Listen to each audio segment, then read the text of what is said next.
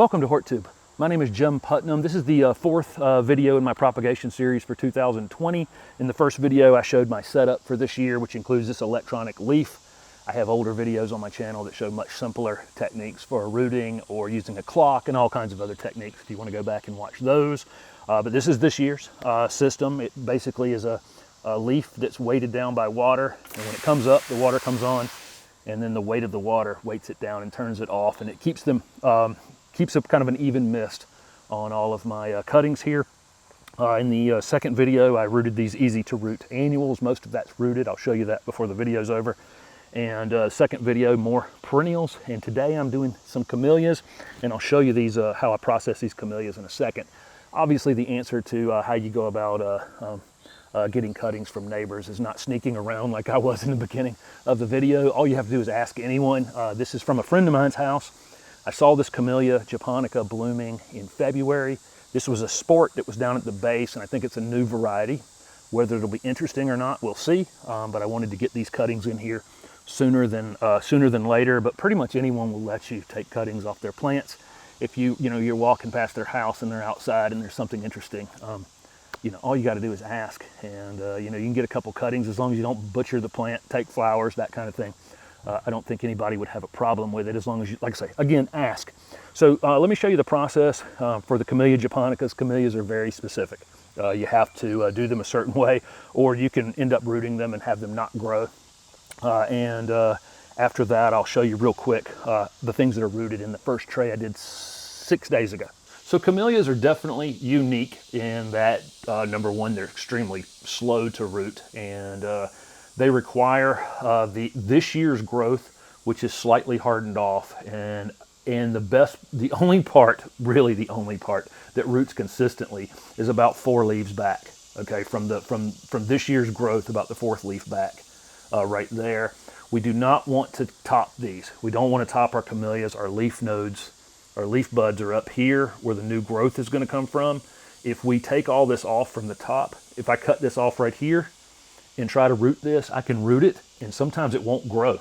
Like, I've rooted camellias before, but I didn't leave a leaf node, and they won't, they may come up from the roots, but it would take forever. So we want to leave the leaf nodes. We leave the entire top of this in place, and I take the 2 bottom leaves off here and make a fresh cut right there. And so what I've ended up with is I got the top 3 leaves, my leaf nodes are there, and I wounded that bottom. You can see right there when I pulled that leaf off. If that doesn't happen, you can use the blade of your pruners to wound that.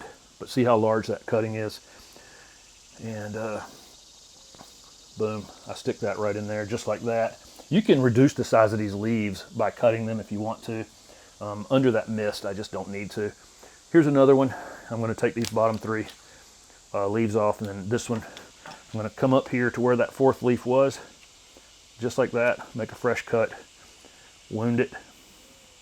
Again, I'm leaving that terminal bud on the end of it so that we definitely get some growth out of it after it roots.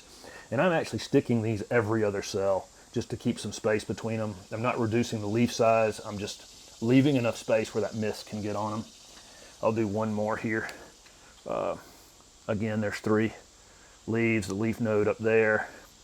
Right there was where the 4th leaf was, and that is wounded from me pulling the leaf off, sticking it in the Clonex gel, and I'm going down about an inch and a half. But these are Camellia japonicas, and hopefully a new variety of Camellia japonica. I'll show you these in the house. So that tray of camellias is in here, and again, I have them elevated on an upside down tray right there. I've got some more room in that flat that I will fill later. But again, I wanted to get these camellias in sooner than later. This is the first tray that was stuck last week. Let's see what we have rooted here. Okay, coleus have lots of roots on them right there. I think you can see that. These things were super easy to root. It's the reason I did this tray to start with. This potato vine won't come out at all. I mean, it would, but obviously it's very well anchored in there at this point. The hibiscus here, okay, there's hibiscus roots right there. I hope you can see that. Lots and lots of roots initiating from the bottom of those. I don't know if these roots starting on this salvia right here, and nope, I put it in the wrong I put it in the wrong, back in the wrong cell. I don't know if this verbena is rooting yet. I haven't. Oh, yeah, it is. You see that? You see the roots on the bottom of that. So, okay, well that's that. I think we got some of everything rooting in the first tray that I did 6 days ago. These things won't be far behind it because they were all super easy as well. That camellia will take a long time. Getting a lot of questions about overwintering, and I will definitely be covering that because some of these things grow quick enough that I could actually pot them into larger containers and overwinter them in larger containers.